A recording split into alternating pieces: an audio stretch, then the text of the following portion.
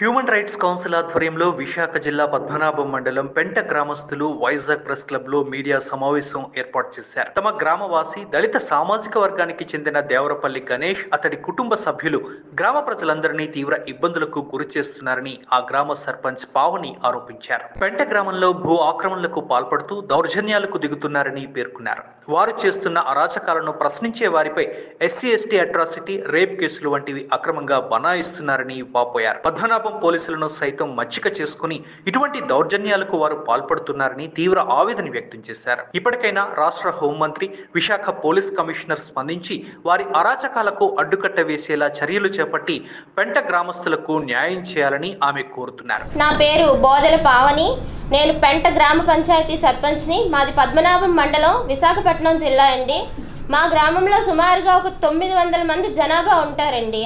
ఈ ఇంతమంది జనాభాలో ఈ దేవరాపల్లి గణేష్ అనే వ్యక్తిది ఒకే కుటుంబం అండి. ఆ కుటుంబంలో ఉన్నవాళ్ళు దేవరాపల్లి గణేష్, దేవరాపల్లి పైడిరాజు, దేవరాపల్లి రమణమ్మ. వాళ్ళకు 2 పిల్లలండి.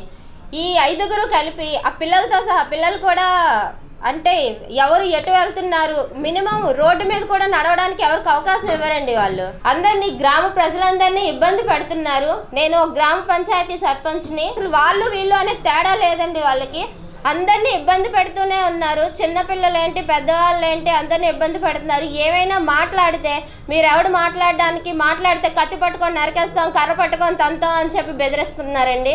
వీళ్ళు ఏం చేస్తున్నారంటే, వచ్చిన పోలీసులు కూడా ఆ కులాన్ని సాకుగా చెప్పుకొని ఆ కులాన్నే వాళ్ళు జీవనోపాధిగా చేసుకున్నారు. గ్రామంలో ప్రతి ఒక్కరిని ఇబ్బంది పెడుతున్నారు. వాళ్ళ సామాజిక వర్గానికి చెందిన ఒక వ్యక్తిని కొడితే దానికి సాక్షులుగా ఉన్నారండి.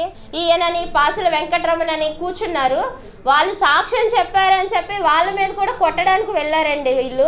ఇలా చేస్తే గ్రామంలో ప్రజలు ఎలా బ్రతుకుతారండి? ఒక్క కుటుంబాన్ని చూసి గ్రామం అంతా ఇంట్లో దాక్కోవాలి అంటే కష్టం కదా. పోలీసులు కూడా సరైన న్యాయం చేయట్లేదండి. మీరందరూ పాల్గొని మాకు పోలీసులు కూడా ఈయన ఏం చేస్తున్నారంటే, మేము గతంలో కూడా మాకు అన్యాయం జరిగింది అని చెప్పి సిఐ మీద, ఎస్ఐ మీద మేము కంప్లైంట్ చేసి ఇలానే ప్రెస్ మీట్లు పెట్టి పోరాటం చేసి ఒక సరైన న్యాయం చేయాలి అని చెప్పి అడిగితే వాళ్ళకే సపోర్టివ్గా ఉండి, అంటే కొత్త వాళ్ళు వస్తే కొత్త వాళ్ళని మామిడికాయలు బొట్లు ఇచ్చాను, భోజనాలు పెట్టాను, వాళ్ళని మచ్చిక చేసుకొని మా అందరికీ అన్యాయం చేస్తున్నారండి.